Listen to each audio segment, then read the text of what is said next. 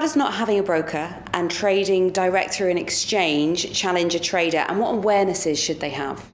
Yeah, that's a very good question, Alex. So the differences in the crypto realm is that you don't have intermediaries that are acting on your behalf and then engaging with an exchange. So we have a broker system. If I'm trading Forex or equities or commodities, you'll have someone who is making good and marking to market. So he has your money and he's holding the money of the other person of the trade. When you go direct to an exchange in the crypto realm, you're actually putting your order yourself into either the bid and ask ladder. And in the crypto realm, particularly when you move away from Bitcoin and some of the other majors, there's quite big gaps in the liquidity between the different coins. So the bid and ask spread can be quite fast. So you've got people offering the lowest offer for purchases here, and then you've got all the bids and the highest bid is here, and there can sometimes be quite a big gap. So you come to the market and you've got to decide, do I really want to rush my way in as a buyer and hit the lowest ask, or do I just want to jump ahead of the highest bidder and hope to get filled? But if the market keeps moving up and away, you get left out, and that has the fear of missing out moment in you. So you have to, you need a methodology, otherwise you end up overpaying at that spread, and it's something to watch.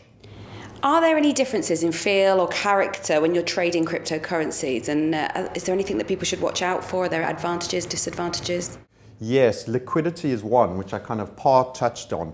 There are things you need to be aware of. So if you're moving any size, you may get lots of different levels of fill. So it's not like Forex. If you're moving from a currency in a foreign exchange environment, usually you're rarely going to be significant. You are literally a mouse in a room full of elements. In the crypto realm, especially in the smaller coins, you can actually move the market slightly if you're just panic dumping your stuff. So you have to finesse your order process a little bit more carefully. It's one of my big learnings. There are many other aspects of trading in the crypto realm that will come up, I'm sure, in other questions. What approaches would you say are supportive when you're trading in the cryptocurrencies markets? We are very fortunate because we have a methodology that focuses on trending, expanding markets, continuation patterns. So my methodology is one of the M's, is very, very powerful. We also have a very mindset focused, so we will look at process so that you're not reacting emotionally. So there's two M's in there.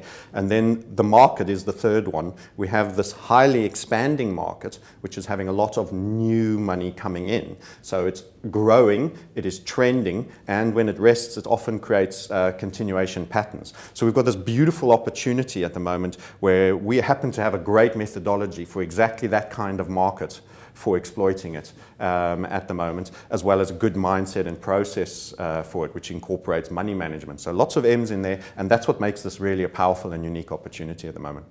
You mentioned archive investing over trading with leverage. Do you think traders should also have a portfolio approach when trading? So yeah, it's a good point. So the key thing I feel about the cryptos is that if you stay in the game for the duration of the expansion period, you're going to have done well. The key element is not being blown up in the process. So by virtue of it being highly expansive, it is already very volatile. And there are pullbacks. It isn't always only straight line up, although there's been lovely run-ups. And what tends to happen is people get greedy and they engage leverage. Now, leverage, when you add leverage to an already volatile market, people get shaken out. So we've had a number of instances, particularly as this is an early doors industry and the exchanges aren't exactly perfect, etc., etc. The bid and ask spreads aren't always deep with high liquidity. We've had very big cryptos like Ethereum, which is second biggest by market cap, actually trade from 300s, and actually someone got a fill at 10 US cents in a panic moment, just because there was a lack of depth. And what happens is people are leveraged long and they become forced sellers because their equity then falls. So my guidance would be do not use leverage. The markets are volatile enough. Make sure you can hold on and stay in the game. So the key is being able to stay in the game, avoid leverage.